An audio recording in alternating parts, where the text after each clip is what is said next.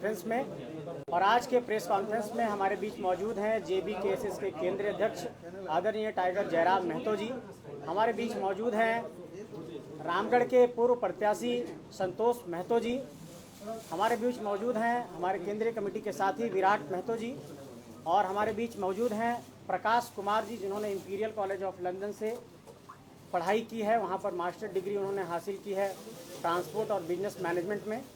आज हमारे साथ कुछ साथी ज्वाइन करने वाले हैं और इस संगठन को आगे बढ़ाने के लिए झारखंडी भाषा खतियान संघर्ष समिति के विजन को और सोच को झारखंड में आगे लेकर जाने के लिए वो लोग आज हमारे संगठन में शामिल होंगे। और आज विधिवत तौर पर हम लोग एक अभियान की शुरुआत कर रहे हैं और हम चाहेंगे कि हमारे अध्यक्ष जी और तमाम हमारे साथी जो भी हैं, आज से झारखंड मांगे जयराम अभियान की शुरुआत होगी।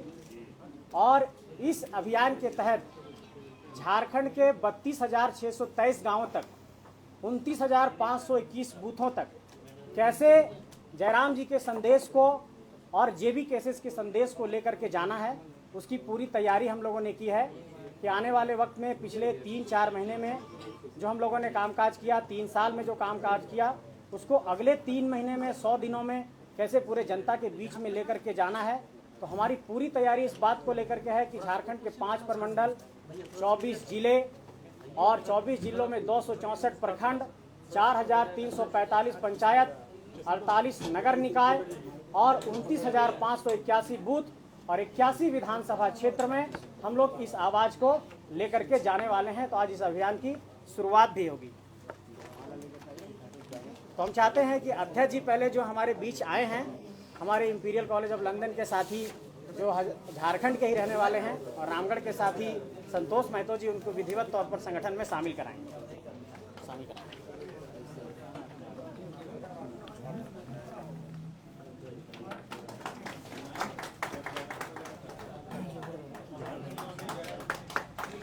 एक बार इसको सबको पकड़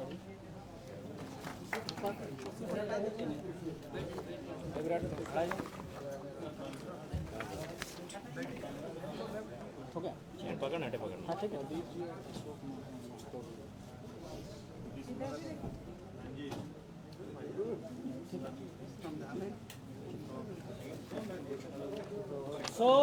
मीडिया के साथियों को झारखंड मांगे जयराम अभियान का जो आधिकारिक हमारा प्लान है उसको हम आप लोगों को ब्रीफ करना चाहते हैं।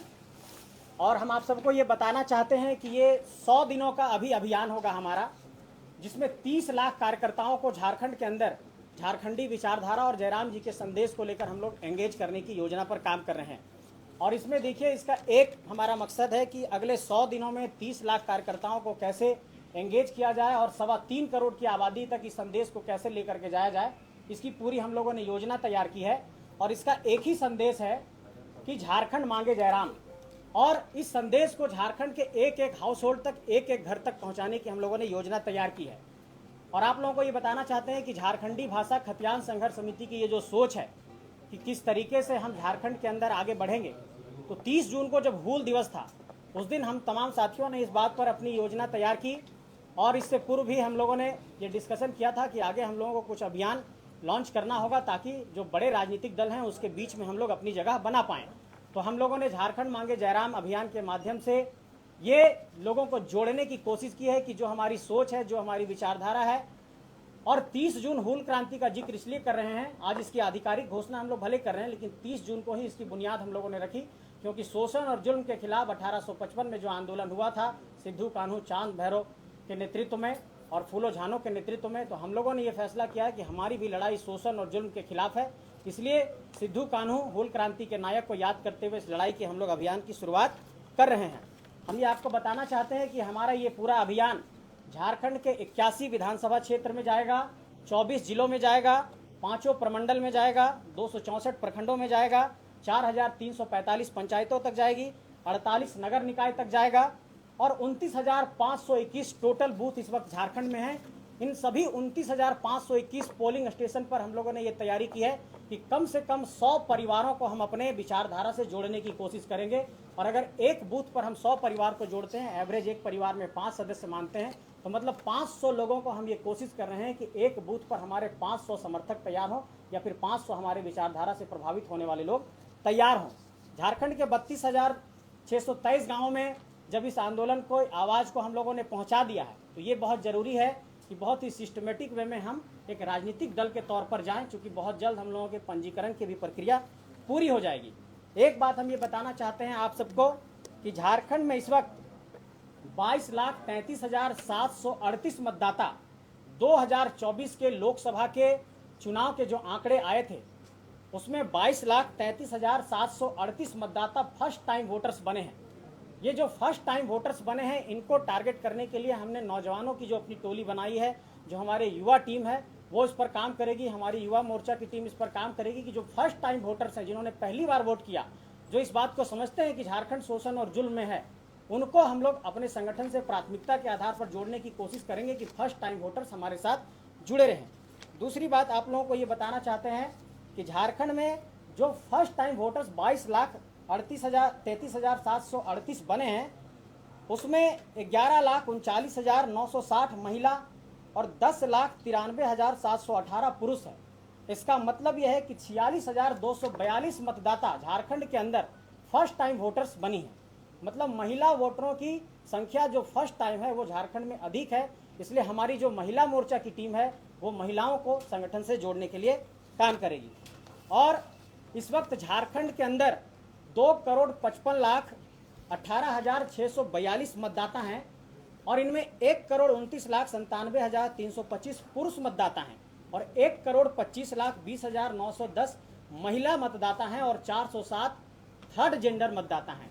तो हम महिला और पुरुष मतदाताओं तक अपनी पहुंच को बनाने के लिए झारखंड के अंदर जो स्वयं सहायता समूह है महिलाओं का, जैसे JSLPS जैसा संगठन है, महिलाओं का संगठन है, इनसे भी हम संपर्क स्थापित करेंगे। और आज जो हमारे साथ साथी ज्वाइन कर रहे हैं, इन साथियों को ऐसे और तमाम साथियों को जो इंजीनियरिंग बैकग्राउंड से हैं, जो टेक्निकल बैकग्राउंड से हैं, जो डेवलपमेंट सेक्टर से हैं, ऐसे लोगों को हम अपने संगठन से जोड़ने के काम करेंगे ताकि पॉलिसी और प्लानिंग, रिसर्च और डेवलपमेंट पर हम लोग एक नीति बना सकें। हम लोगों पर यह आरोप लगाया जाता है कि आप लोगों ने क्या रास्ता झारखंड को दिखाया है, क्या आपके पास कोई नीति है, कोई नियम है। तो हमारे साथ जो साथी जुड़ रहे हैं, जैसे हमारे साथी जो यहाँ पर बैठे हैं, इन्होंने दुनिया के 24 देशों में अलग अलग कंट्री को असिस्ट किया है। इन्होंने मॉरिशस में रेलवे को कैसे आगे बढ़ाया जाए उस पर काम किया है। और ये झारखंड के धनबाद के ही रहने वाले हैं, पिंडरा जोरा के रहने वाले हैं। हमारे साथी यहाँ पर देखिए, ये भी काफ़ी क्वालिफाइड हैं, संतोष महतो जी। तो ऐसे तमाम साथी ज्वाइन कर रहे हैं और हम ये चाहते हैं कि झारखंड के यंग माइंड्स दुनिया के अलग अलग हिस्सों में अपना योगदान दे रहे हैं, वो लोग हमारे संगठन के साथ जुड़ें। और इस पूरे संगठन का जो स्वरूप है आप सब जानते हैं कि केंद्रीय कमेटी, जिला कमेटी, पंचायत कमेटी और बूथ कमेटी है। तो इस पर हम लोग लगातार काम करेंगे। संगठन का और भी जो गतिविधि है कि गांव स्तर पर हम लोग कैसे ले जाएंगे, इसमें हम लोग आगे क्या करेंगे, वो कुछ गोपनीय पार्ट है जो आप लोगों को समझ नहीं रह सकते हैं। लेकिन मूल बात यही है कि झारखंड मांगे जयराम की अभियान आज से शुरू हो चुकी है और इसकी शुरुआत के बाद हम लोग गांव-गांव इस अभियान को लेकर के जाएंगे और झारखंड के अंदर एक संदेश लेकर के जाएंगे कि किस तरीके से आदरणीय जयराम महतो जी को झारखंड का मुख्यमंत्री बनाना है और उसके लिए क्या कुछ किया जाना है। इस पहलू पर विचार होगा और इस पहलू को आगे बढ़ाने के लिए तमाम नए साथियों को, शिक्षित साथियों को संगठन से जोड़ने का काम होगा। उसी की कड़ी में आज 2 साथी भी हमारे संगठन को ज्वाइन कर रहे हैं। मैं चाहूँगा कि हमारे केंद्रीय अध्यक्ष टाइगर जयराम महतो जी आप सबको आप संबोधित करें।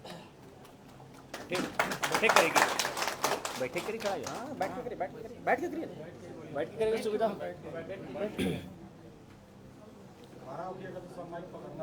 खड़ा कर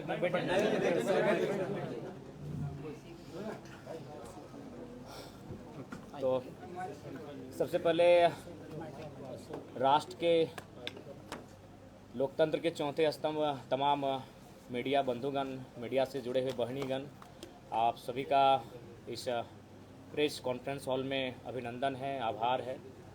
और आज के प्रेस कॉन्फ्रेंस के माध्यम से जैसा कि हमारे मित्र, हमारे साथी, हमारे पार्टी के पदाधिकारी संजय जी ने बताया कि आज से हम लोग एक मुहिम के साथ अब इस राज्य में लगेंगे कि हम लोग इस राज्य में जो 24 वर्षों का राज्य होने को जा रहा है, उसके उद्देश्य क्या थे, उस राज्य का गठन आखिर क्यों किया गया था, उस गठन करने के बाद उस उद्देश्य की पूर्ति हुई कि नहीं। तो मुझे लगता है उस उद्देश्य को लेकर हम लोग पुनः इस राज्य में जाने का कार्य करेंगे। तो सबसे पहले हम लोग आपके माध्यम से तमाम इस राज्य में जो भी लोग जो भी ऐसे लोग हैं जो अन्य पार्टियों से जुड़े हैं, अन्य पार्टियों में उनकी आस्था बनी रही है, उन्हें हम चाहेंगे झारखंडी विचारधारा अगर उनके हृदय में आज भी समाहित है तो उनका सादर अभिनंदन है, स्वागत है। और उनका हमारे राजनीतिक दल में जो नए तौर पर नए तरीके के साथ और नए मापदंडों के साथ झारखंड की राजनीति में क्रांतिकारी पहल के तहत कदम रखने जा रही है, उनका सभी का स्वागत है। और साथ ही साथ चूँकि झारखंड की राजनीति में काफ़ी उठापटक हो रही है, काफ़ी दांव पेच दिख रही है, इस बीच हम लोग राज्य की स्थिति को जो पा रहे हैं और सबसे पहले माननीय मुख्यमंत्री पुनः आए हैं तो उनको स्वागत करते हैं। हालांकि चंपई चाचा का इस हाल में नहीं छोड़ना चाहिए, फिर भी जो उनका हम स्वागत करते हैं और उन्हें आशा करते हैं कि आज विशेष सदन बुलाया गया था। हम उम्मीद करते हैं कि विशेष सदन झारखंड के युवाओं के लिए बुलाया जाए, झारखंड के छात्रों के लिए बुलाया जाए, झारखंड के किसानों के लिए बुलाया जाए और उनकी समस्याओं का भी निदान इसी प्रकार विशेष सदन के माध्यम से हो। और पुनः चूँकि जैसा कि हम लोग देख पा रहे हैं आज भी केवल हमारे जो विधायकगण हैं उनकी सैलरी में इंक्रीमेंट हो रहा है, इंक्रीजमेंट हो रहा है, लेकिन हमारे जो आज सहायक पुलिसकर्मियों की बात करें तो वो धरने पर बैठे हैं। आज उनकी ओर से एक पोस्टर देखें, जरा बहुत ही मार्मिक पोस्टर था कि हमें नक्सली बनने पर मजबूर ना किया जाए। तो ऐसे में हम अपेक्षा रखते हैं पुनः जो गठित हो रही हमारी सरकार नए मंत्रियों के साथ एक फ्रेश होकर उनसे आशा करते हैं उनकी समस्या का निदान हो। हमारे पास अभी रास्ते में चलते चलते झारखंड स्टेट फार्मेसी काउंसिल के साथी मिले, उनका प्रतिनिधिमंडल मिला। उनकी भी जो मांगे हैं कि 23 वर्षों से एक छत्र जो व्यक्ति आज नहीं रहे, शायद 23 वर्षों से उनका कार्यकाल रहा, लेकिन वहाँ के झारखंडी लोगों को मौका नहीं मिला, जिस कारण काफ़ी समस्याएं हैं। तो इन समस्याओं का समाधान हो, निदान हो। और आज के प्रेस कॉन्फ्रेंस का जो महत्वपूर्ण उद्देश्य यही है कि हम लोग खुला आमंत्रण, खुला निमंत्रण उन सबों के लिए कि वे लोग हमारे साथ चलें जो झारखंडी भावनाओं के साथ है, जो झारखंडी राज्य को अलग गठन करने के समर्थक रहे हैं। हम लोग पुनः एक नए सिरे से इस नए राज्य को पुनः स्थापित करते हुए एक नई विचारधारा के साथ इस राज्य के जो आवाम है 3.25 करोड़ 3.5 करोड़ उनके जो सपने हैं, उनकी जो मांगे हैं आज भी जस की तस दिख रही हैं, तो उन्हें हम पूरी कैसे कर पाएँ, उसके लिए आप सभी का सहयोग की आवश्यकता है। अतः उनका हम लोग स्वागत करते हैं। और बाकी आपके सवाल। सिर्फ भाषा को बनी आपका आंदोलन, अब राजनीति पार्टी में जा रहे, तो आपके आगे का क्या ऐसा विचार है, क्या लोग आपके साथ जुड़े? सिर्फ भाषा में आप राजनीति और मुख्यमंत्री बनने का सपना कैसे देखते हैं? देखिए, सबसे पहले बात, ना हम लोग मुख्यमंत्री बनने का सपना लेकर आए हैं, ना विधायक बनने का सपना लेकर आए हैं। हम लोग मुद्दों के साथ खड़े रहे, जिन मुद्दों के साथ झारखंड के नेताओं को खड़ा होना चाहिए था। अब तो ये हम लोगों का 2 साल का कार्यकाल रहा है और हम लोग का ये आवाज़ बनने का काम किया कि अब हमारे नेता, हमारे विधायक कानून की किताबें पढ़ने लगे हैं और मुद्दों पे बात करने लगे। नहीं तो ये मुद्दों को इग्नोर कर देते थे, आप खुद उनसे सवाल पूछते थे वो सीधा स्किप कर जाते थे, यानी मुद्दों पर बात करना ये मुनासिब नहीं समझते थे। तो अगर ये मुद्दों पर बात कर रहे हैं, अब वो सांसद दिल्ली में जाके लघु उद्योग, कुटीर उद्योग की बात कर रहे हैं पलायन को रोकने के लिए, तो ये बड़ी बात है, ये हमारी उपलब्धि है। तो अगर आपको अभी भी लगता है तो मैं आपको पुनः कहूँगा, अभी भी हमें दोनों राजनीतिक दलों से अभी तक का ऑफर है कि 7 सीटों का 9 सीटों का है। तो भैया हम लोग विधायक और मंत्री और मुख्यमंत्री बनने नहीं आए हैं, हम लोग इस राज्य में व्यवस्था बदलाव के लिए आए हैं। सत्ता बदलाव होता रहता है, 23 सालों से कई बार सत्ता में बदलाव हुआ। चंपई जी थे, आज हेमंत जी आ गए, सत्ता में पुनः बदलाव हो गया, लेकिन हम लोग व्यवस्था को बदलने के लिए आए हैं। तो रहा सवाल, नियति जब भी मौका देती है तो डायरेक्ट आपको बड़े पटल पे नहीं देती है, एक छोटे स्तर से देती है। हम लोग भी धनबाद के एक छोटे से मतलब कार्यक्रम के माध्यम से यहाँ तक आए हैं। 50 लोगों की भीड़ थी जब हम लोग पहली बार विरोध कार्यक्रम में उपस्थित हुए थे। तो नो डाउट हम लोग भले हम लोग का उदय किस रास्ते से हुआ मायने नहीं है, लेकिन अभी हम लोग जिस विचारों को साथ और जिन मुद्दों के साथ हम लोग आगे बढ़ रहे हैं, ये कहीं ना कहीं झारखंड के हर घर के मुद्दे हैं। कौन से मुद्दे होंगे आने वाले? देखिए, महत्वपूर्ण मुद्दे, मैं बार बार कह रहा हूँ, महत्वपूर्ण मुद्दे बहुत सारे होंगे, महत्वपूर्ण मुद्दे एक नहीं है। और झारखंड विविधताओं का राज्य, आप स्पष्ट जानिए। आप किसी भी राज्य को अगर आप पढ़ने जाएंगे, उस राज्य को अगर अध्ययन करने जाएंगे, तो अनुसूची 9 का अगर अध्ययन करेंगे तो सभी राज्यों का अपना भूमि का जो कानून है एक ही है। लेकिन आप अगर झारखंड की बात करेंगे तो आपका संथाल में संथाल परगना टेनेंसी एक्ट मिलेगा, आपका छोटा नागपुर में छोटा नागपुर टेनेंसी एक्ट मिलेगा, और फिर कोल्हान में आपका विल्किंसन रूल मिलेगा। तो झारखंड विविधताओं का राज्य है, तो यहाँ मुद्दे भी विभिन्न है, विविधताओं में हमारे मुद्दे भी हैं। तो उन सारे मुद्दों को एक जगह इंक्लूड करते हुए, एक निचोड़ निकालते हुए, उन तमाम मुद्दों को हम लोग बिंदुवार करते हुए विधानसभा के चुनाव में हम लोग आएंगे। शहरी क्षेत्र के भी कई मुद्दे हैं। जी, मुद्दे हर जगह हैं, मुद्दे हर घर में हैं, शहर में भी हैं। उन शहर के मुद्दों के साथ भी हम लोग खड़े पाएंगे अपने आप को। लोकसभा चुनाव के परफॉर्मेंस को देख करके ऐसा प्रतीत होता है कि आने वाले विधानसभा चुनाव में आपकी उपस्थिति किसी दूसरे पार्टी को फायदा पहुंचा सकती है? नहीं, हम लोग तीसरे विकल्प के तौर पे आ रहे हैं। हम लोग किसी को फ़ायदा पहुंचाने के लिए नहीं आए और किसी को नुकसान पहुंचाने के लिए नहीं आए हैं। हम लोग अपना एक इमेज बनाए हैं।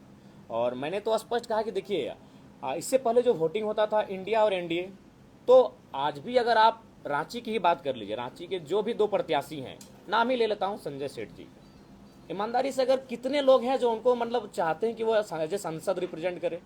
लोगों ने इसलिए वोट दिया क्योंकि भारतीय जनता पार्टी से आए थे।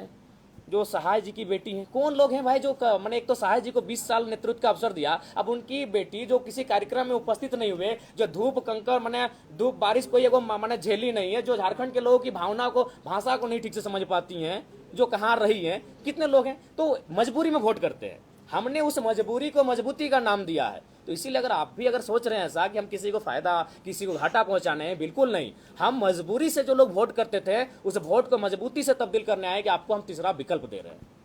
बीजेपी के छात्रों का कुछ मुद्दा है कि ये छात्र नेता अब राजनेता बन गए हैं, हमारे साथ कोई नहीं। नहीं, हम लोग उनके साथ हैं। हम लोग हमेशा साथ हैं। हमने तो कल भी बयान दिया था, आज भी दे रहे हैं और कल भी देंगे कि अगर हमें अवसर मिलेगा तो मुद्दों को सदन में रखेंगे, और वहां अगर अवसर नहीं मिला तो सड़क में है आपके लिए, सड़क में बैठे हैं आपके लिए। एफआईआर में हमारी कोई कमी नहीं आई है। लोकसभा चुनाव लड़ते लड़ते 4 एफआईआर मैंने हमारे ऊपर हुआ है। तो हम लोग कब मुद्दों से भागे हैं और कब उनके मुद्दों से हम लोग अपने आप को दूर किए हैं? नहीं जी, इसके बाद हम तो सुबह ही जाने वाले थे, वो स्वयं नहीं थे अपने धरना स्थल पर। आंदोलन की शुरुआत में कई आपके ऐसे साथी थे जो साथ में थे, जिन्होंने शुरुआत से आपका साथ दिया, लेकिन बहुत से ऐसे लोग हैं जो आपके साथ नहीं थे। देखिए, ऐसा आंदोलन की शुरुआत से, देखिए पहला बात, कोई साथ देने के लिए नहीं आए थे। सबको आए थे कि जब हम आंदोलन में आएंगे, लोगों के बीच आएंगे, लोगों के बीच हमारी पहचान बनेगी, हम लोग चुनाव लड़ेंगे। तो सब अपने अपनी मोनोपोली लेकर आए थे। लेकिन हम तो एक छात्र थे, हम तो उस दिन जाना भी नहीं चाहते थे आंदोलन में, चले गए। नियति हमें लेकर जा रही थी। अब लोगों ने हमें पसंद किया, लोगों ने हमारे नेतृत्व को स्वीकार किया, तो उसमें हम क्या कर सकते हैं? हमने तो कभी नहीं कहा कि हमारे हाथों में नेतृत्व दीजिए। लोगों ने स्वीकार किया, लोगों ने विश्वास किया। और ये साथी पुराने नए क्या, अभी हो सके इसी सभागार में हमारे बहुत सारे साथी हैं जो 3 महीना बाद हमारे साथ नहीं दिखेंगे। जो साहब जो कहना है वो साहब कहेंगे। शुरू से ही आंदोलनों के पीछे आपकी राजनीतिक महत्वाकांक्षा नहीं, बिल्कुल नहीं। अगर आप हैं तो प्रमाणित कीजिए। हमने तो कभी राजनीतिक महत्वाकांक्षा नहीं। अच्छा, अगर है तो हम आपको, चलिए हम आपको 10 लाख रुपया देते हैं, आप एक नेता बना दीजिए। तो 10 लाख रुपया दे रहे, 1 करोड़ रुपया दे रहे हो, किसी भीड़ सजाइए और किसी कॉलेज के पढ़ने वाले नेता को सीएम के रूप में फेस करवा दीजिए। सर, बोलना आसान है, नेता बन जाएगा रातों रात, इतना आसान चीज़ है? उसके लिए लड़ना पड़ता है, उसके लिए कलेजा चाहिए, जिगर चाहिए, बात करना होता है बीसीएल के खिलाफ, धरना देना पड़ता है, केस खाना पड़ता है। नेता ऐसे बनता है? 10 लाख दें आपको, नेता बना दीजिए।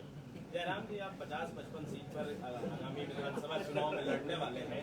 ऐसे में अगर चुनाव में अगर किसी भी पार्टी को बहुमत नहीं आती है, तब जेवीकेएसएस किस ओर मुड़ सकता है? देखिए, ये रायशुमारी ली जाएगी। क्योंकि आप पूरे 81 सीट पे तो लड़ नहीं रहे हैं। नहीं, किसने कहा 81 सीट पे हम नहीं लड़ रहे हैं? पिछले प्रेस कॉन्फ्रेंस हमने क्या कहा था? पहला बात, आप लोग हर चीज को आप ले लेते हैं एकदम। हमने क्या था अनुमान? हमने क्या कहा था? हम लोग 8 लोकसभा लड़े हैं, 8 6 48 होता है, चतरा और झारखंड में 5-5 सीटें, यानी 46 तो लड़ेंगे ही लड़ेंगे। जहां लोकसभा लड़े हैं वहां विधानसभा लड़ेंगे ही लड़ेंगे। हम लोग जमशेदपुर नहीं लड़े थे, गोड्डा नहीं लड़े थे, पलामू में नहीं लड़े थे। हम ये आपको बता रहे थे कि अनुमान हम लोग 55 तक जा रहे हैं। अब हमने ये कहा था कि अनुमान, तो अगर समय बीतता जाएगा, हम लोग आगे बढ़ते जाएंगे, 81 को टच करेंगे, उसमें क्या हर्ज है?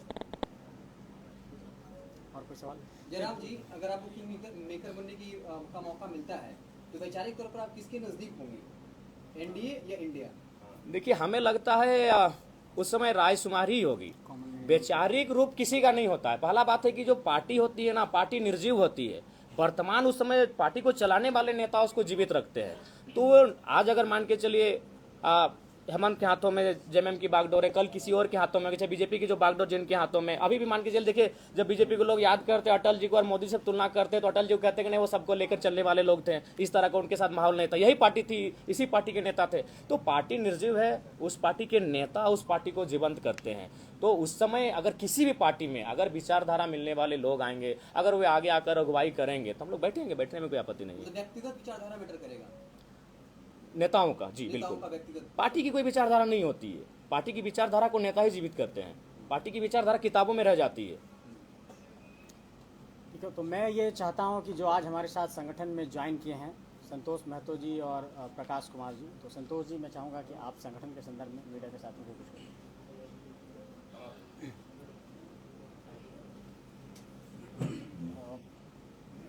सबसे पहले तो लोकतंत्र के चौथे स्तंभ के रूप में स्थापित मीडिया के तमाम जुड़े हुए डायरेक्ट इंडायरेक्ट प्रत्यक्ष अप्रत्यक्ष रूप से जितने भी भाई बंधु जुड़े हुए हैं और लोकतंत्र को मजबूत करने में अपनी सहभागिता निभा रहे हैं, उन सभी को हमारा हूल क्रांतिकारी जोहार है। सबसे पहले तो ये बता देना चाहता हूँ कि हम लोगों में जब सबसे प्रथम राजनीतिक चेतना का उदय हुआ, उस समय हमने सोचा था कि एक ऐसा राज्य जो ड्रोनिक इमेज अगर हम देखते हैं तो इस राज्य में, इस इकलौते राज्य में दो अलग अलग राज्य जी रहे हैं। पहला एक ऐसा राज्य है जिसमें वैसे लोग रह रहे हैं जिनको आज भी खाने की लाले हैं, उनको पक्के सड़क का अभाव है, छप्पर और बांस के घरों में रह रहे हैं, वो प्लास्टिक छान के घरों में रह रहे हैं, उनको साफ पानी पीने का अभाव है, रोजगार, शिक्षा, चिकित्सा सुविधाएं आज भी उनके लिए दीवा स्वप्न है। दिन में भी रात में भी वो स्वप्न में देखते हैं कि शायद उनके बच्चों को, उनके भावी पीढ़ियों को अच्छा एजुकेशन, अच्छा एम्प्लॉयमेंट और अच्छा हेल्थ फैसिलिटी मिले।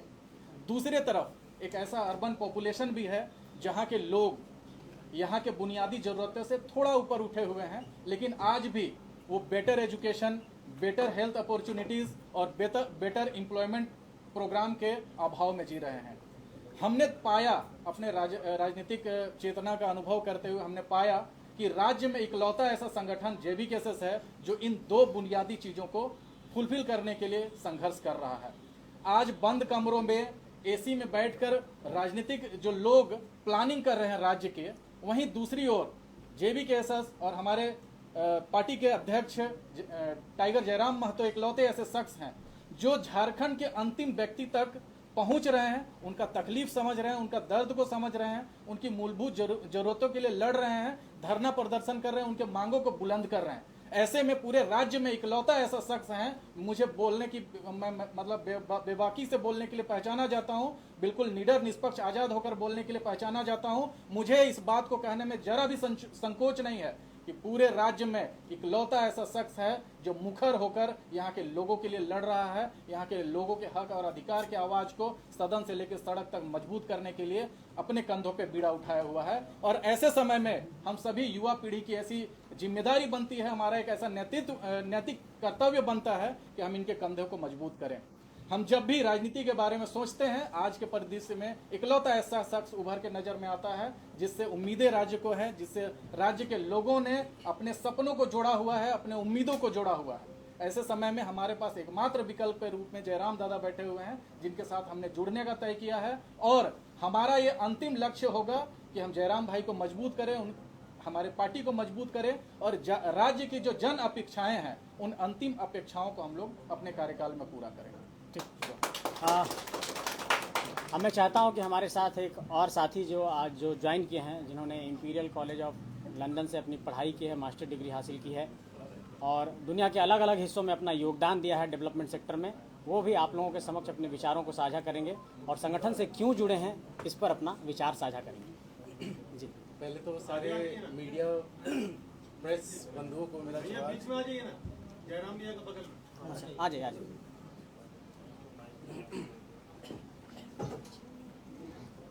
पहले तो मीडिया के सभी साथियों को और जो लोग भी यहाँ हैं सबको मेरा जोहार। मैं प्रॉपर झारखंड से ही हूँ और जैसा संजय जी ने पहले बताया कि मेरा सिविल इंजीनियरिंग मेरा बैकग्राउंड है। इंपीरियल कॉलेज लंदन से मेरा मास्टर्स डिग्री है, वो भी जीवनिंग स्कॉलरशिप पे। और इतने साल से 18-19 वर्षों से जो मेरा भी अनुभव रहा है हर जगह पे कार्य करने का, तो जब भी जैसे चाहे बॉम्बे में मेट्रो में काम कर रहा हूँ इस वक्त, उसके पहले मैंने लखनऊ में, कोचिन में, अहमदाबाद में और अलग अलग शहरों में काम किया, अलग अलग देशों में काम किया। मेरी लास्ट पोस्टिंग मॉरिशस में थी, जहाँ पे लाइट रेलवे प्रोजेक्ट के इम्प्लीमेंटेशन पे मैंने काम किया था।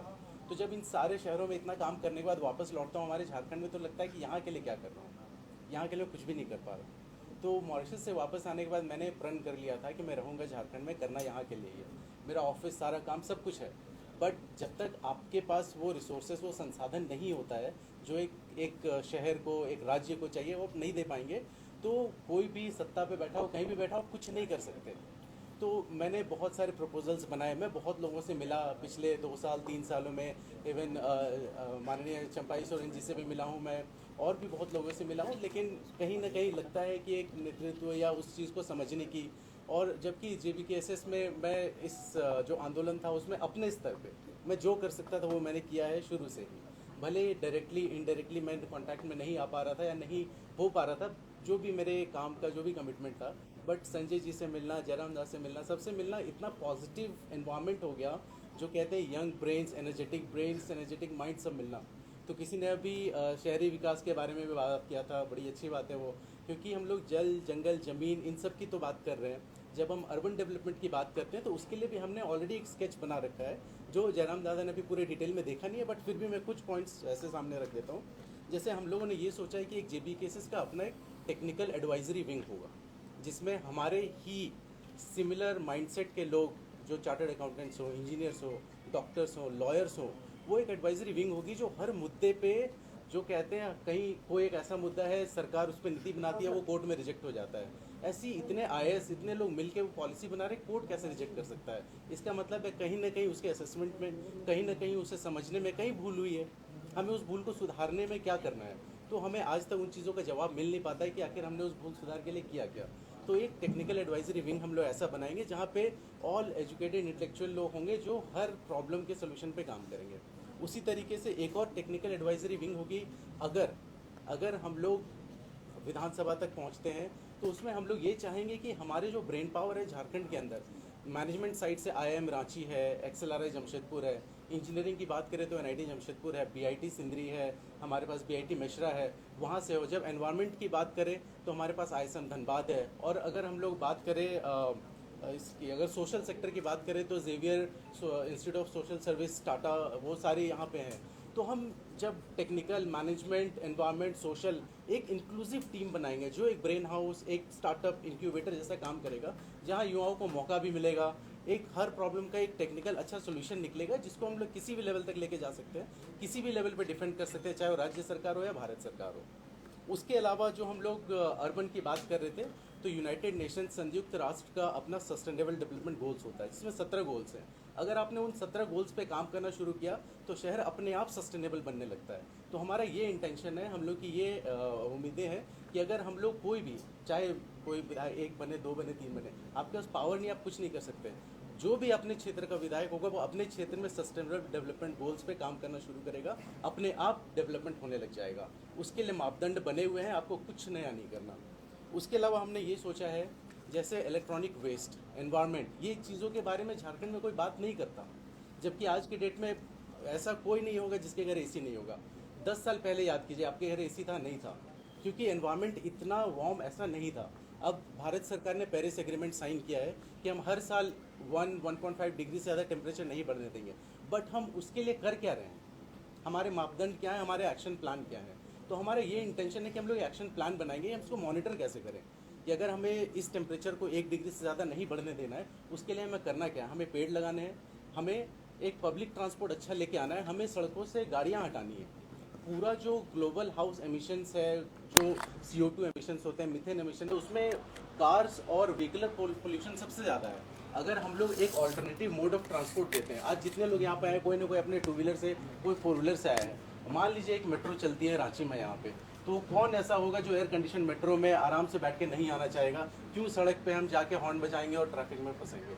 तो हमारा ये इंटेंशन है कि जब अगर इनकेस हम लोग पावर में आ जाते हैं तो हम लोग कम से कम सारे शहरों में, बड़े शहरों में, Dhanbad, Bokaro, Ranchi, Jamshedpur, comprehensive mobility plan बनवाएंगे, जिसके तहत कौन से जगह पे ट्रैफिक को इम्प्रूव करने के लिए क्या सोल्यूशन चाहिए, वो उस पर काम किया जाएगा, और उसको हम लोग हर स्तर पे उसको अप्रूव कराने का काम करेंगे।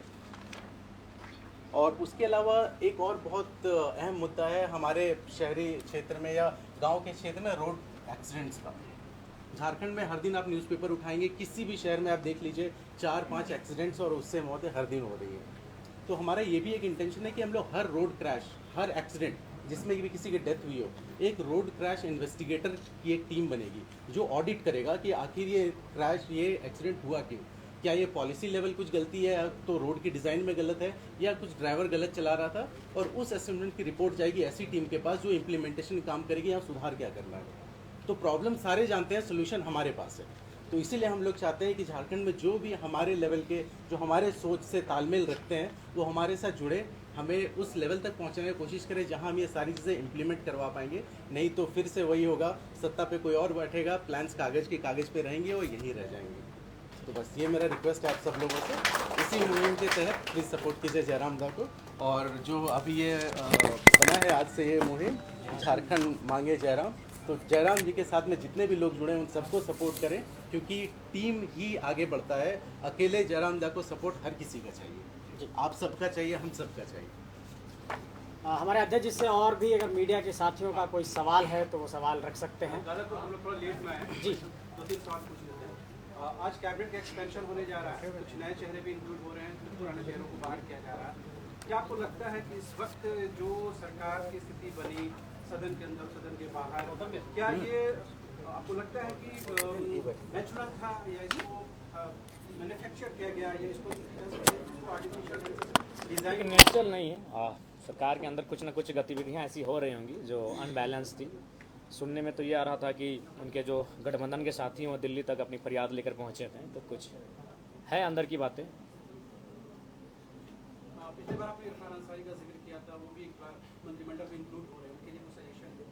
हाँ, सजेशन यही रहेगा कि कॉमेडी थोड़ा ना करें और जो गंभीर मामले हैं उनको उठाएं। विशेषकर संथाल परगना का जो प्रमंडल जहाँ से वो आते हैं वहाँ जो समस्याएं बढ़ रही हैं उन समस्याओं का निदान करें। चंपाई सोरेन को हटाने को लेकर के एक राजनीतिक चश्मे से ये देखा जा रहा है कि जो संथाल के आदिवासी हैं उनका कहीं न कहीं अपमान हुआ है, आप किस नजर से देखते हैं?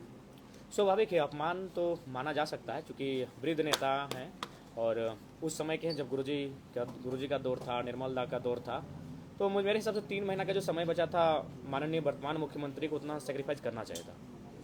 आपकी पार्टी का 6 तारीख को शायद रजिस्ट्रेशन कंप्लीट होने वाला था, प्रक्रिया संपन्न हो गई? जी, लगभग संपन्न हो चुकी है। कल या परसों हम लोग का दिल्ली का बुलावा है, हमारी टीम जो हैंडल कर रही है वो जाने वाली है। हमारे व्यूवर्स का मतलब एक कमेंट आया है, कह रहा है कि JVKSS आदिवासी विरोधी पार्टी है। अच्छा, ठीक है। देखिए, पहला बात व्यूवर्स के हैं, ठीक है। कौन सा काम हमारा आदिवासी विरोधी, जरा बताएं। कोई बयान हमारा आदिवासी विरोधी, हमारा कोई काम आदिवासी विरोधी? तो फिर आप इतने बड़े पत्रकार हैं, इतने बड़े कक्ष में बैठे हैं पत्रकारों के बीच और एक व्यूअर के कमेंट को उठा लिया, आपके पास कोई तर्क ही नहीं है, तो मन नहीं लगता कि आप अपना भी समय जाया कर रहे हो, मेरा भी। कल हम मुआवजा दिलाएं 15 लाख का, वो आदिवासी परिवार था, भूमिज परिवार को हम 26 लाख का मुआवजा दिलाएं। कोई काम बताइएगा तब ना, ऐसे कोई व्यूअर मैंने कोई फेसबुक में कोई लिख दिया आप उसको गंभीर रूप में सवाल ले लेंगे। आपके देखिए वो जो सवाल वहां से आ रहा है, उस सवाल के पास अगर आपके कोई भी तर्क अगर टेली कर रहा है तो इस सवाल को रखिए, नहीं तो आप अपना भी समय गंवा रहे हैं, मेरा भी, और हमको लगता है इस मर्यादित हॉल का भी समय गंवा रहे हैं। दादा एक सवाल ये है, पिछली बार जब डिस्कस कर रहे थे आपने कहा था कि कोई हमारा प्री पोल अलायंस नहीं होगा, जब भी होगा पोस्ट पोल अलायंस होगा, वो भी अपने लोगों से बातचीत करेंगे। जी बिल्कुल। इस बीच में कुछ आपका माइंडसेट बदला है? नहीं, माइंडसेट वही है। अलायंस के लिए बहुत सारी टीमें आई हैं और जो प्रभारी बन के आ रहे हैं उस केबिन में भी उस बैठकर हमारी चर्चा हो रही है हमारे नाम का। लेकिन जो मन हम लोग बना लिए हैं, जो ठान लिए, देखिए पहले बात है कि आज तक लोग झारखंड को ना समझे हैं, ना झारखंड आंदोलन करने के तरीकों को समझे हैं, ना झारखंड अलग हुआ क्यों उन कारणों को समझे हैं।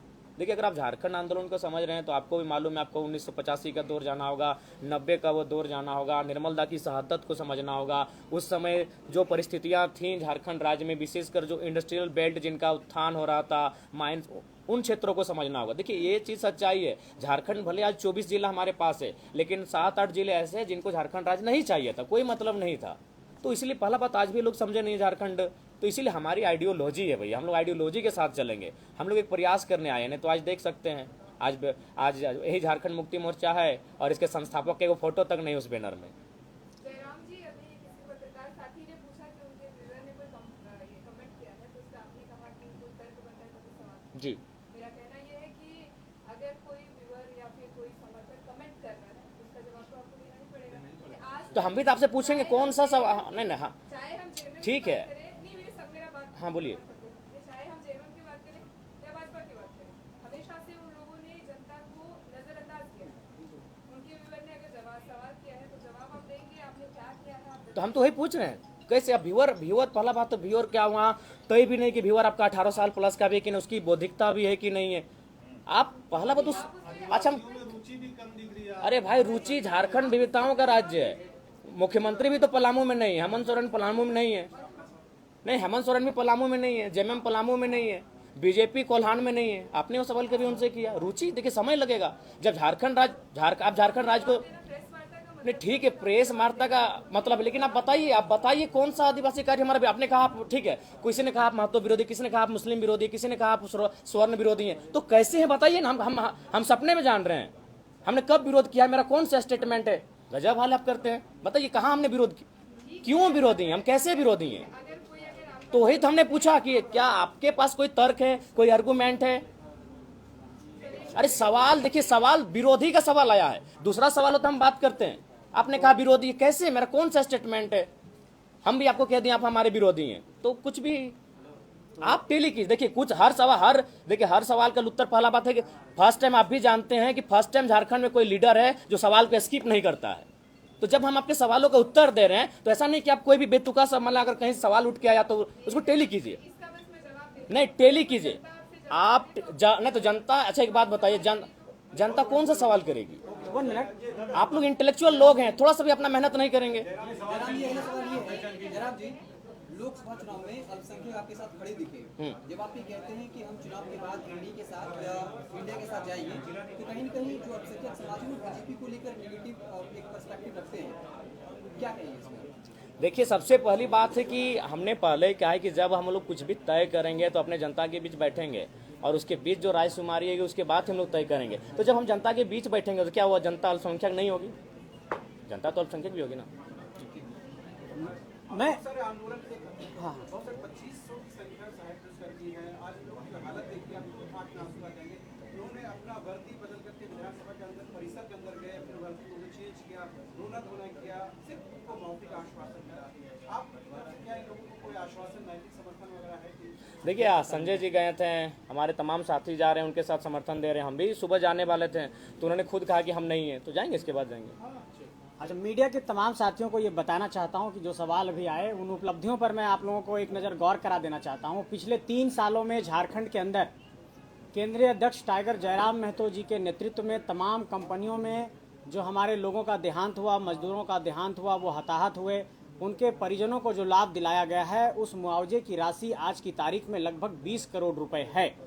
एक एग्जैक्ट आंकड़ा हम नहीं बता सकते हैं, लेकिन लगभग 20 करोड़ रुपए मुआवजा इन्होंने अपने नेतृत्व कौशल के बल पर और जेबी केसेस की टीम ने झारखंड के अंदर मजदूरों को दिलाया है। दूसरी बात, आप लोगों ने कहा कि आदिवासी सीटों पर और आदिवासियों के बीच आप लोगों की क्या सहभागिता है, वो कितना स्वीकार कर रहे हैं। 3 दिनों पहले इन्होंने बुंडू में सभा को संबोधित किया।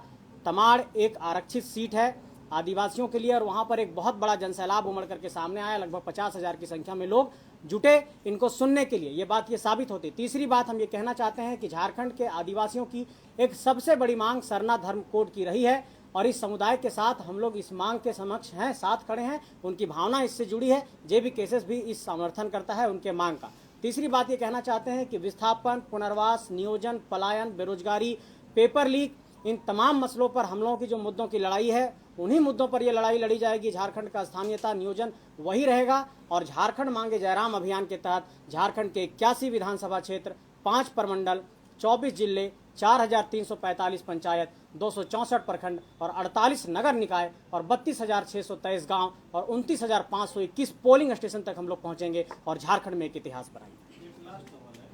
कुर्मी समाज का भी मांग है कि आदिवासी सूची में शामिल किया जाए, आपका क्या स्टैंड है? देखिए हमने स्पष्ट कहा है कि जब हम लोग सदन में आएंगे, देखिए जहाँ समस्या है समाधान वही है। और जहाँ तक कुर्मी समुदाय का मांग है, ये आज का नहीं है। जब हमारा जन्म नहीं हुआ था, हमारे पिताजी का जन्म नहीं हुआ था, जब से 1950 में बगैर नोटिफिकेशन के उनको शेड्यूल ट्राइब, जो उस समय प्रिमिटिव ट्राइब होता था, वर्जिन उसके नाम से, उस समय शेड्यूल ट्राइब नाम नहीं था, तो उस समय हम लोग सूचीबद्ध थे, बाकायदा हमारा CNT में सारी चीज़ें आ रहा। ऐसा नहीं आज आप आदिवासियों के बीच ही हम लोग, ऐसा बात नहीं, हम लोग दूर में रहते हैं। उनका भी कहना भाई आप ट्राइब हैं, कौन कह रहा है कि आप ट्राइब नहीं, बस शेड्यूल मत है। उनको इस बात का डर है कि जो 26% का रिजर्वेशन है उसमें उनको लग रहा है कि मतलब हम लोग का मैंने आपकी एंट्री होगी तो हमें हमारा हक अधिकार वंचित होगा। तो उस पर हमने स्पष्ट कहा है कि इसी देश में 2016 से पहले कोई ऐसी व्यवस्था नहीं थी कि जो लोग रिजर्वेशन का लाभ नहीं ले रहे हैं वे लोग आएंगे। लेकिन अचानक 2016 में एक बिल आता है EWS के नाम से, पूरा देश उसे स्वीकार भी करता है। तो मेरे कहने का तात्पर्य, पहला बात है कि इस माइंड से आपको देखना होगा कि हमारी जो मांगे है वो आरक्षण की नहीं, वो संरक्षण की है। इसलिए संरक्षण की मांगे हैं कि हमारा जो कौम है उस कौम का उत्पत्ति हुआ है कुड़ुम शब्द से, कुड़ुम यानी कुड़मी। तो हम लोग का संबंध है कोड़ना, कोड़ना यानी मिट्टी। तो आज अगर सबसे ज़्यादा अगर आप बात करें झारखंड में अगर ज़मीन किसी उद्योग धंधे में माइंस में गया है तो नो डाउट हमारे कौम का गया है। क्यों गया है? इसी कारण कि उनको नोटिफिकेशन के बिना इसीलिए हटाया गया था। मैं आपको एक तर्क फिर दे रहा हूँ। 1907 में जब 1908 में जब सीएनटी कानून बना, चूंकि 1907 में आपका टाटा जमशेदपुर का स्थापना हुआ, भारी मात्रा में जमीनें ली गई, और जब तक 1950 का नोटिफिकेशन नहीं आया था तब तक फिर झारखंड में जमीन का लूट खसोट नहीं हुआ था। लेकिन जैसे फिर 1950 में उनको नोटिफिकेशन से बाहर किया गया, सिंदरी कारखाना लगता है, बीएसएल लगता है, और ऐसे अनगिनत कारखाने झारखंड में लगते हैं। शायद एचईसी भी उसी पीरियड का होता है, हिंडाल्को उसी पीरियड का होता है। तो ये मामला जो है ना, वो सिर्फ और सिर्फ ज़मीन का मामला था। तो इसीलिए हम चाहेंगे उनकी ज़मीनों को सुरक्षित करने के लिए। और देखिए, भारत एक संवैधानिक देश है। इस देश के संविधान के आर्टिकल 48 में पशु पक्षियों को संरक्षण की बात है, वन्य जीवों को ये संरक्षण देता है, वन्य जीवों का ये ख्याल करता है। तो कोई भी इंसान है, एक ऐसा रूल लेके आए, ऐसा विकल्प लेकर आए, एक ऐसा कॉलम लेकर आए कि विवाद ना हो, इनका विवाद ना हो और इनका सम्मान भी बच जाए, इनका अधिकार भी बच जाए, संरक्षण मिल जाए। तो हमने तो स्पष्ट कहा है कि हम लोग जब जाएंगे तो एक जिस प्रकार से एक नया अचानक ईडब्ल्यूएस का कानून आया, हम लोग एक न्यू कोई कॉलम लेकर आएंगे और ये विवाद का समाधान करेंगे। तो मीडिया के साथियों के माध्यम से मैं जेबी केसेस के कार्यकर्ताओं को एक संदेश दे रहा हूं कि झारखंड मांगे जयराम अभियान के तहत हम लोगों ने उसके जो एक नीचे जो हमारा कैंपेन है उसमें ये है कि अपने तमाम साथियों, संगठन के साथियों के लिए मेरा संदेश है कि जयराम की सुनो पुकार, हर बूथ पर जोड़ो 100 परिवार।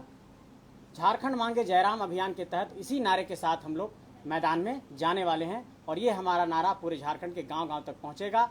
और जयराम की पुकार सुनने के बाद झारखंड के एक एक पोलिंग स्टेशन पर 100 परिवारों को जोड़ने का अभियान आज से शुरू किया जाता है। हमारे बीच कुछ और साथी ज्वाइन करेंगे, प्रदीप महतो जी, गोल्डी जी और अशोक महतो जी। मैं चाहूँगा कि वो भी अध्यक्ष जी उनको माला पहना कीजिए ना, आप तो कुछ कीजिए ना। ठीक, आइए आइए और कोनो सवाल हो? आइए।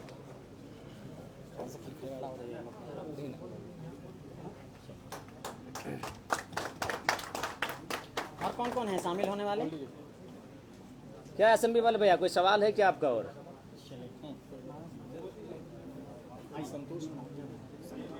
संतोष महतो जी आ जाइए आप भी। हाँ, जो शामिल होने वाले हमारे साथी हैं आज संगठन में जो शामिल हो रहे हैं सभी लोग आ जाइए। शशिकांत मिश्रा, शशिकांत जी भी आ जाइए।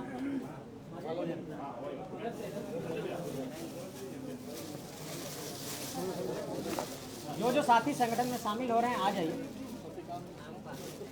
शशिकांत मिश्रा, शशिकांत जी आइए।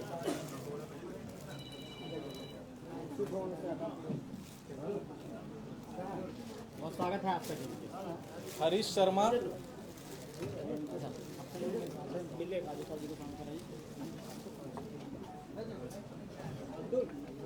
केवल तो था, कोई सवाल है क्या?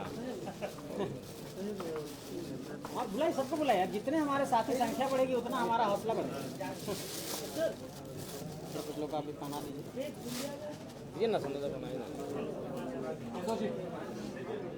आइए आइए। हाँ हाँ, मेरी अपनी दीदी है। आपकी दीदी? हाँ हाँ, मेरी दीदी है, डॉक्टर प्रदीप कुमार और डॉक्टर। आप रुकिए फिर के। रात को अरे जो वो बोली कह रहे वो तो धनबाद से चल रहे हैं। मैंने ठीक है, थके हुए उनका अपना एजेंडा होगा, हम किसी और दिन आराम से मिल लेंगे। तो संजय जी से मेरे डिटेल में बात हुआ, आपसे बात हो नहीं पाया था, मुझे एक बार थोड़ा पहले आपसे। हाँ, बहुत टैलेंटेड हैं। अरे भाई, जब विदेश से घूम के आए हैं तो भाई टैलेंट का कोई कमी कैसे रहेगा?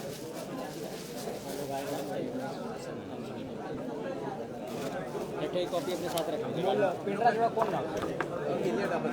दिल्ली डाबर से। अच्छा,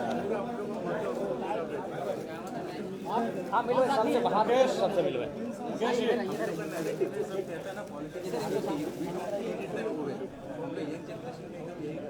सबको संगठन से जुड़ के काम करिए। धन्यवाद दे देते सब। सही बात। हाँ, बाहर मिलो। सही। नहीं, सबको धन्यवाद दे देते। हाँ धन्यवाद। एक मिनट ज्वाइनिंग के बाद और है कोई?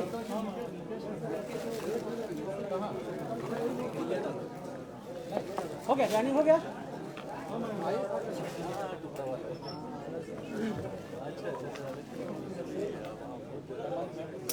जितने संगठन में ज्वाइन करने वाली साथी थे वो सब ज्वाइन हो गए हैं। हेमंत, सुमन, मुकेश जी, आप हो गया ना? चलिए अब मीडिया के साथियों को थैंक्स कहेंगे हमारे अध्यक्ष जी। अरे कहा कस का रहा लिया ठीक है सर। तो हो गया, कीप साइलेंस प्लीज। आपके सवाल लगभग समाप्त हो चुके हैं और यदि हैं तो ठीक है, नहीं तो फिर पुनः आपसे तो मुलाकात होती रहेगी। और हमें नहीं लगता है आप किसी राज्य को बनाइए या किसी देश को बनाइए बिना मीडिया और बिना सवाल की एक सवाल और लेते हैं। भाजपा से पूछा गया 2 मुद्दे, एक क्या? रोजगार का, एक बांग्लादेशी घुसपैठ का। जी जी कौन सा बड़ा मुद्दा है? उन्होंने कहा कि पहले आदिवासियों का अस्तित्व महत्वपूर्ण है, इसलिए घुसपैठ का मसला जो है वो बड़ा है, आदिवासियों के अस्तित्व का मसला दोनों मुद्दे बड़े इस पर हैं, आप क्या सोचते हैं? दोनों मुद्दे बड़े हैं। बिल्कुल ये राज्य हमारा अलग इसीलिए हुआ है, यहाँ के राज्यवासियों के लिए हुआ है। अतः यहाँ किसी प्रकार से कोई घुसपैठ ना हो, उसके लिए जो केंद्र में बैठी है, क्योंकि अगर अन्य देशों से लोग आ रहे हैं तो सेंट्रल का विषय है, वो कानून करे, तमाम बॉर्डरों में उनके लोग तैनात, माने उनकी पुलिस तैनात होती है, तो ये उनका विषय है, उन्हें रोकना चाहिए। बिल्कुल हम लोग इस राज्य को, इस राज्यवासियों के हक अधिकार को अगर नहीं छीना जाए तो मैं अन्य राज्यों के अलावा जो अन्य देशों से यहाँ लोग प्रवेश कर रहे हैं, बिल्कुल उनमें नज़र रखा जाए। क्या विधानसभा चुनाव में आप रोजगार को एक बड़ा मसला बनाने जा रहे हैं? देखिए, रोजगार तो हम लोग चुनाव लड़ने से पहले ही हम लोग अपने इसको बड़ा मसला बना के रखे हैं। रोजगार पे हम लोग मुखर होकर बोले हैं, लड़े हैं और काम भी किए हैं रोजगार के मुद्दों पर।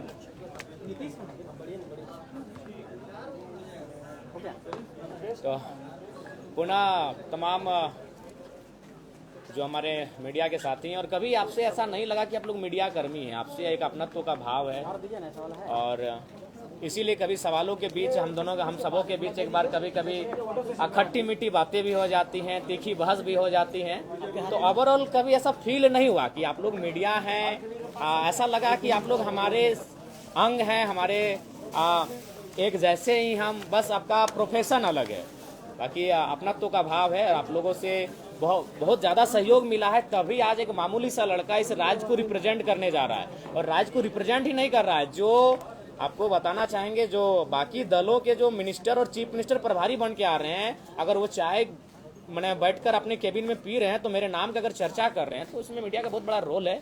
तो आगे भी आपका रोल बना रहे और देश की आज़ादी से लेकर आज तक और आगे भी आपका रोल बना रहे, हम इसकी शुभकामनाएं देते हैं और इसकी अपेक्षा भी रखते हैं। और हम ये दुआ भी करते हैं कि सबसे ज़्यादा अगर कोई मजबूत होकर निकले तो हमारी मीडिया होकर निकले, क्योंकि ये वास्तव में जनता की आवाज़ है। अगर जहीं जनता की आवाज़ का घुटन होगा, जहां जनता की आवाज़ का दमन होगा, वहाँ मीडिया उसके लिए आवाज़ बने, हम ये अपेक्षा रखते हैं और उनके लिए दुआएं भी देते हैं, प्रार्थना करते हैं। तमाम आज इस हॉल में उपस्थित हमारे मीडिया से जुड़े तमाम भाई, हमारी बहनीगण, सभी को अभिनंदन करते हैं, नमस्कार करते हैं, जोहार। एक फोटो सेशन लास्ट में, एक फोटो सेशन पकड़िए विराट, लीजिए पकड़िए।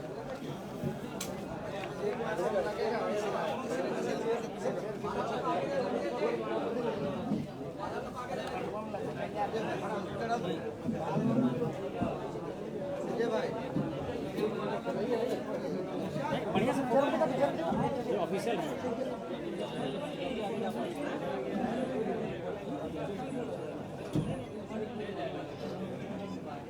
ठीक है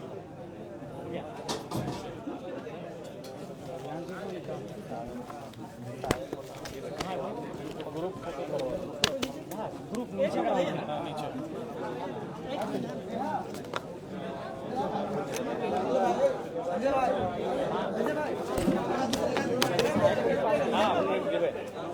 हाँ, खाना खा लो। सब फोटो तो खींचा दूंगा नीचे।